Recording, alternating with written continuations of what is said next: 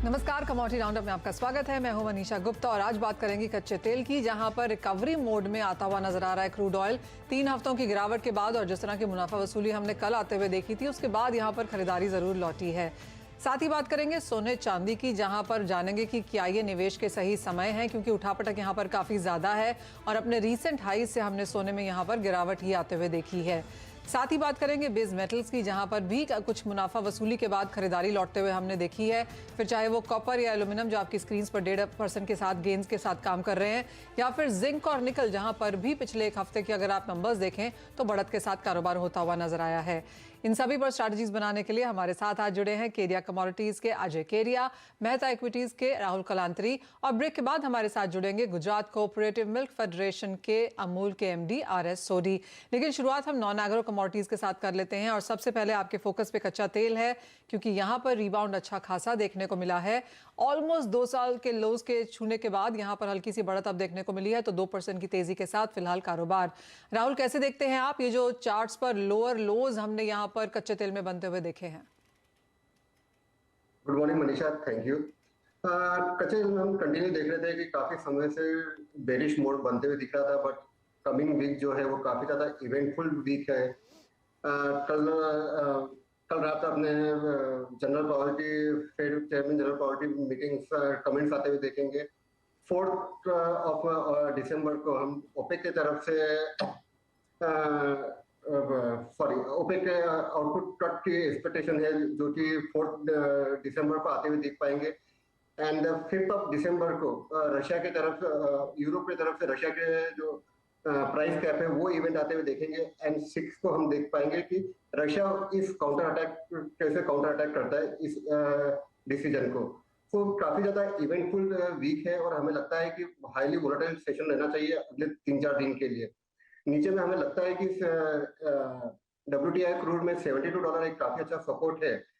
And ऊपरी level पे हम देखें तो $80 का लेवल एक रेजिस्टेंस बनता हुआ दिखेगा। आज के लिए बात करें MCX पे, तो MCX में हमें लगता है कि कंटिन्यू तेजी बनती हुई दिख पाएंगी, जिस हिसाब से हमने कल देर रात ओपेक की तरफ से कमेंट आते हुए देखे कि 4 दिसंबर को जो आउटपुट ओपेक प्लस की मीटिंग है उसके अंदर प्रोडक्शन कट की एक्सपेक्टेशन है। अगर ओपेक 3 to 4 मिलियन बैरल का यदि प्रोडक्शन कट करता है तो हमें लगता है कि क्रूड ऑयल के लिए एक अच्छा मोमेंटो अपसाइड के लिए बन सकता है। बट $80 अभी भी एक हर्डल का काम करते हुए दिखना चाहिए क्रूड ऑयल के लिए। ऑलराइट, और इसी बीच जेपी मॉर्गन ने कच्चे तेल पे अपना जो आउटपुट फोरकास्ट है प्राइसेस को लेकर, वहां पर उसे कम किया है। 2023 में उन्होंने $98 से घटा के इसे $90 पर बैरल कर दिया, तो क्लियरली $8 की वहां पर गिरावट है। जिस तरह की मुनाफा वसूली हमने पिछले कुछ दिनों में आते हुए देखी है, बिफोर ये साल खत्म होगा, क्लियरली यहाँ पर काफी बैंक्स एंड ब्रोकरेजेस की तरफ से हम इस तरह की फोरकास्ट आता हुआ देखेंगे। और जेपी मॉर्गन की ये पहली है जहां पर उन्होंने 2023 के लिए ऑलरेडी अपनी कीमत का अनुमान कम कर दिया है। $8 से यहाँ पर गिरावट दिखाई है। अजय, आप कैसे देखते हैं सबसे पहले जो जेपी मॉर्गन का व्यू है? ऑब्वियसली क्या यही व्यू है कि बाकी बैंक्स भी यही करते हुए नजर आएंगे? और आपका क्या सेंस है एक नियर टर्म में इस साल के अंत तक अब क्रूड की क्या रेंज रह सकती है? वेरी गुड मॉर्निंग बच्चे। डेफिनेटली अगर हम देखें तो 2023 रिसेशन से भरा है। ऑलरेडी हमने यूएस, यूरोप, चाइना यहाँ पे कंसर्न देखे, जिसकी वजह से ये जो कटौती हुई है वो इन लाइन ऑफ एक्सपेक्टेशन है। बट दूसरी ओर अगर हम देखें तो OPEC is most important, because OPEC ने पहले ही आगाह कर दिया था कि आगे जाके डिमांड में अगर कटौती रहती है तो बैलेंस आउट करने के लिए हम प्रोडक्शन को कट करेंगे, जो ऑलरेडी हमने अक्टूबर मीट में सुनते हुए देखा है और दिसंबर में भी हमें लगता है कि ये इंपॉर्टेंट रहेगा। तो आई थिंक मार्केट एक बैलेंस आउट है, बिकॉज एक तरफ यूएस है जो प्रोडक्शन बढ़ाने की कोशिश कर, इनफैक्ट 2 दिन पहले हमने देखा वेनेजुला में भी प्रोडक्शन की परमिट्स या लाइसेंसिंग हो चुकी है, जिसकी वजह से प्राइजेस में एक फॉल भी आता हुआ दिखाई दिया। तो ईयर एंड तक की बात करें तो आई एम एक्सपेक्टिंग के प्राइजेस में एज ऑफ नाउ जो फियर है कोविड को लेकर, चाइना की डिमांड को लेकर, ये सब कंटिन्यू रहेगा, जिसकी वजह से प्राइजेस थोड़ा सा साइडवे टू नेगेटिव मुझे लगता है कि प्राइस मूव करते रहेंगे। अगर ब्रांड के लेवल्स की बात करें तो वी डोंट एक्सपेक्ट कि प्राइजेस 80 के नीचे सस्टेन करे। 78-80 should be the level. But यही चीज अगर मार्च तक की बात करें तो मुझे लगता है इकोनॉमी में डिमांड सिनेरियो वापस बनते जाएंगे, जहां पे ब्रांड हम वापस देख रहे हैं 95 से 98 की रेंज में। नो डाउट कंसर्न्स रहेंगे रिसेशन को लेकर। जो सेंट्रल बैंक्स वर्क कर रही है वो कहीं ना कहीं डिमांड को वापस सपोर्ट करने की कोशिश करेंगे। तो I think year end we should be around 78-80 for Brent. And WTI की बात करें तो 70 का एक साइकोलॉजिकल लेवल है, ये प्राइसेस होल्ड करेंगे। बट मार्च तक मुझे लगता है कि डिमांड में वापस एक जंप आना चाहिए क्रूड में। जी हाँ, अगर हम एक हफ्ते का देखें या एक महीने के कच्चे के तेल के भाव देखें, दोनों ही तरफ आपके दोनों ही लेवल्स पे आपको यहाँ पर नेगेटिव में कारोबार होता हुआ नजर आएगा। जैसे मैंने कहा कि पिछले 3 हफ्ते से लगातार हमने गिरावट यहाँ पर कच्चे तेल के प्राइसेस में बनते हुए देखी है। तो कुछ मुनाफा वसूली फिलहाल रूल्ड आउट नहीं है, लेकिन निचले स्तरों पर सपोर्ट अच्छा खासा। और अगर जेपी मॉर्गन का ये मानना है कि अगले साल की रेंज या अगले साल का एवरेज $90 है, तो इसका मतलब है दोनों ही तरफ एक वॉल्टिलिटी हम यहाँ पर प्राइसेस में जरूर बनता हुआ देखेंगे। बात अब यहाँ पर मेटल्स की कर लेते हैं, क्योंकि शुरुआत हफ्ते की बहुत स्ट्रांग नहीं हुई थी, लेकिन कल न्यूयॉर्क सेशन में देखा जाए या आज सुबह के बाजार में देखें तो यहाँ पर खरीदारी अब भी कायम है। राहुल, कैसे देखते हैं आप? क्योंकि एक तरफ तो चाइना के स्टिमुलस हैं जो एक सेंटिमेंट सपोर्ट तो देते हैं, लेकिन जिस तरह से अब चाइना में प्रोटेस्ट होने लगे हैं, हमने डिमांड कंसर्न्स फिर से बाजार में आते हुए देखी हैं, वो एक तरफ, डॉलर में गिरावट एक तरफ, कैसे देखते हैं करंट रेंजेस?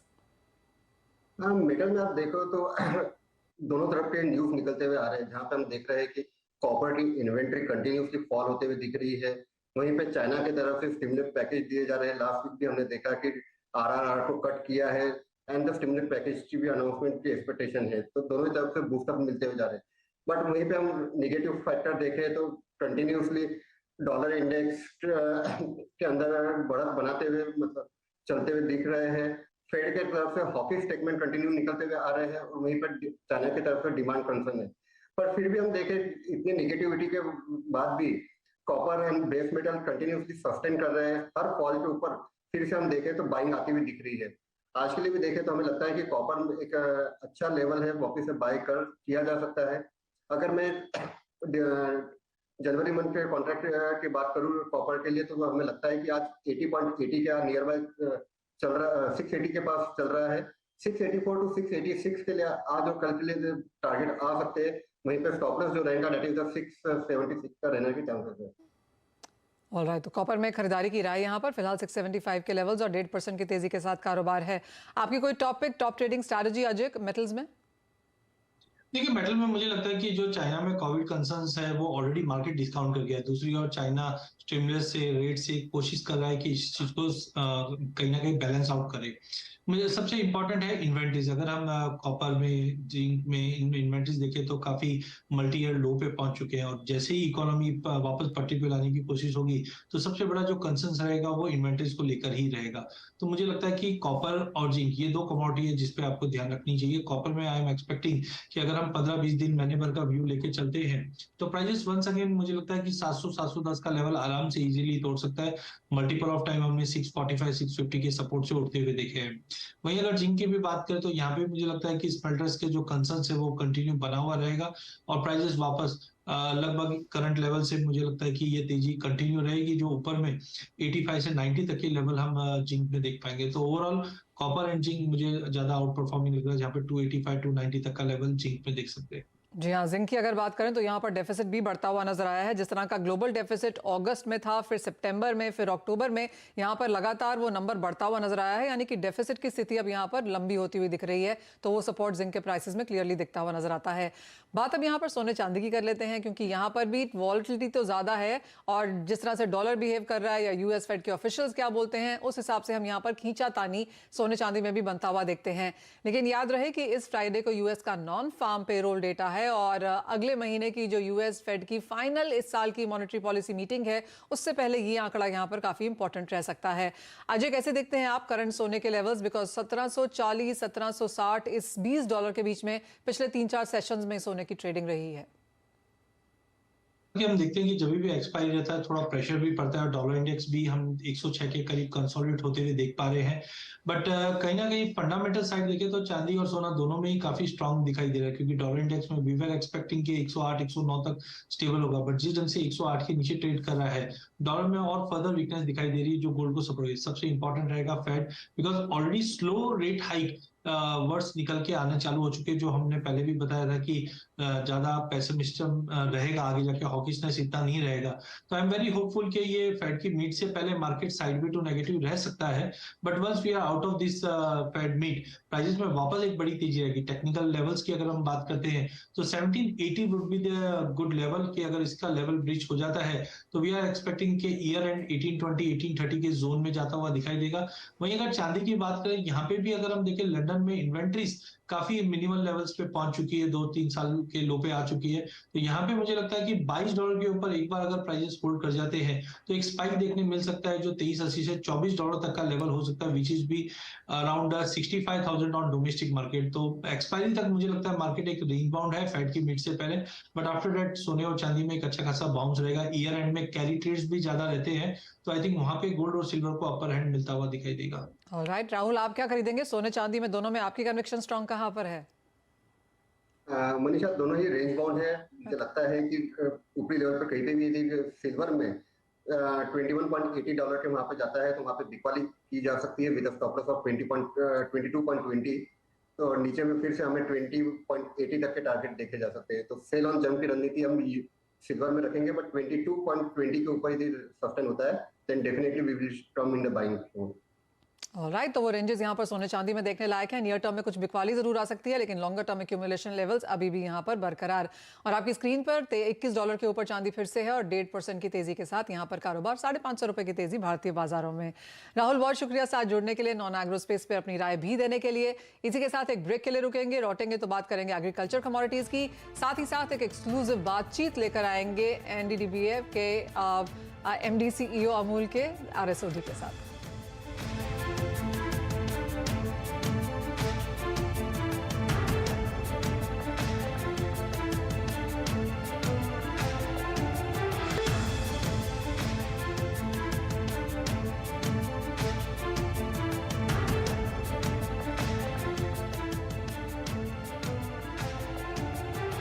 बता दें कि मनी कंट्रोल पर दिए गए विचार एक्सपर्ट्स के अपने निजी विचार होते हैं। वेबसाइट या मैनेजमेंट इसके लिए उत्तरदायी नहीं है। यूजर्स को मनी कंट्रोल की सलाह है कि कोई भी निवेश निर्णय लेने से पहले सर्टिफाइड एक्सपर्ट की सलाह लें।